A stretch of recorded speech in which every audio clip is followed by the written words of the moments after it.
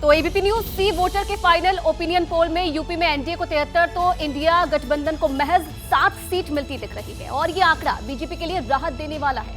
लेकिन 16 सीटें ऐसी हैं जहां क्लोज फाइट होती दिख रही है। इनमें से 7 पर एक तो 9 पर जीत हार का अंतर 3% रह सकता है और ऐसे में अगर वोटर्स का मूड बदलता है तो आंकड़े कितने बदल सकते हैं, इस रिपोर्ट में देखिए।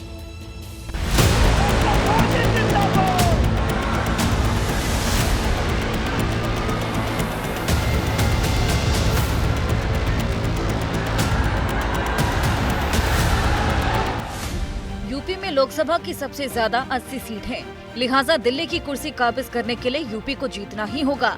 इस बार यूपी का मूड क्या है, एबीपी न्यूज और सी वोटर का फाइनल ओपिनियन पोल क्या कहता है, पहले देख लेते हैं।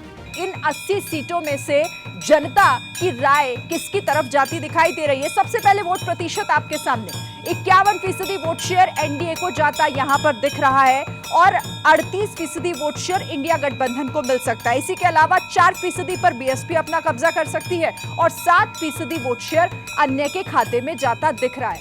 ये आंकड़े एनडीए को राहत देने वाले हैं, लेकिन डेटा के अंदर का माइक्रो डेटा क्या कहता है? क्या यूपी में एनडीए को भारी बढ़त है? क्या इंडिया गठबंधन काफी पीछे छूट गया? कितनी सीटों पर कांटे की टक्कर हो सकती है? यूपी में 1% वोट से कौन आगे है? क्या 3% मार्जिन वाली सीटों पर खेल हो सकता है? ये समझने से पहले यूपी के पिछले 2 लोकसभा चुनाव के नतीजों पर गौर कर लेते हैं। 2014 में एनडीए को 73 सीट मिली, जबकि समाजवादी पार्टी को 5 और कांग्रेस के खाते में 2 सीट गयी। 2019 में समाजवादी पार्टी और बीएसपी साथ मिलकर लड़ी और 16 सीट जीत पाई, जबकि बीजेपी और सहयोगी 64 सीट जीतने में कामयाब रहे। ओपिनियन पोल एक बार फिर 2014 जैसे नतीजों का संकेत देता है, लेकिन सर्वे के मुताबिक 16 सीट ऐसी हैं जहां एनडीए और इंडिया गठबंधन में कड़ी टक्कर है। 16 में से 7 सीट ऐसी हैं जहां 1% वोट के मार्जिन से हार जीत तय हो सकती है।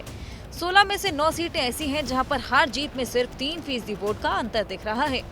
यूपी में कांटे वाली सीटें हैं कौन सी? 3% और 1% का खेल क्या है? स्विंग फैक्टर क्या है? ये आपको समझाते हैं। पहला सीन, फर्स्ट सिचुएशन क्या है? एबीपी न्यूज और सी वोटर का फाइनल ओपिनियन पोल क्या कहता है? एनडीए जिन 73 सीटों पर जीतना दिख रहा है, उनमें से 7 सीट ऐसी हैं जहां पर एनडीए इंडिया गठबंधन के मुकाबले सिर्फ 1% वोट शेयर से आगे हैं। अमरोहा, धौरहरा, फिरोजाबाद, जौनपुर, मुरादाबाद, मुजफ्फरनगर और संभल में एनडीए को बेहद मामूली बढ़त दिखती है। अब अगर रातों रात वोट शेयर बदल जाए या फिर वोट स्विंग हो जाए, ये 1% वोट अगर इंडिया अलायंस की तरफ चला जाए तो क्या होगा? इसी एनडीए की 7 सीट छिटक कर इंडिया गठबंधन के पाले में जा सकती हैं।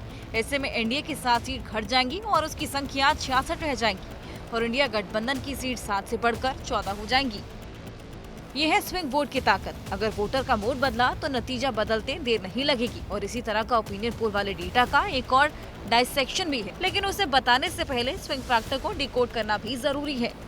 स्विंग का मतलब कि वोटर अपने वोट को लेकर कॉन्फिडेंट नहीं है, उससे आखिरी वक्त तक अंदाजा नहीं होता कि क्या करना है, किसे वोट देना है। जहां 1% वोट शेयर का अंतर हार जीत तय करे, उस टर्म को चुनावी भाषा में डेड हीट कहा जाता है। यहाँ उलटफेर की आशंका बहुत ज्यादा होती है। और इसी तरह 3% वोट शेयर से बढ़त का मतलब क्लोज फाइट, यानी सीट फंसी मानी जाती है। जीत रही पार्टी की तरफ स्विंग हुआ तो बढ़त और हार रही पार्टी की तरफ स्विंग हुआ तो नतीजा उलट सकता है।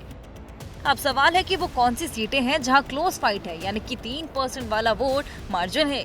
यूपी का फाइनल ओपिनियन पोल क्या कहता है? एनडीए की 73 सीटों में से 6 सीट ऐसी हैं जहां जीत का मार्जिन 3% दिख रहा है। इसी तरह इंडिया गठबंधन की 7 सीट में से 3 ऐसी हैं जहां मार्जिन 3% है। एनडीए की 3% मार्जिन वाली सीट है बदायूं, बाराबंकी, इटावा, नगीना, फूलपुर, रायबरेली, जबकि इंडिया गठबंधन की 3% मार्जिन वाली सीट है गाजीपुर, कन्नौज और रामपुर। अब क्लोज फाइट में अगर वोटर का मूड बदला तो क्या सिचुएशन होगी?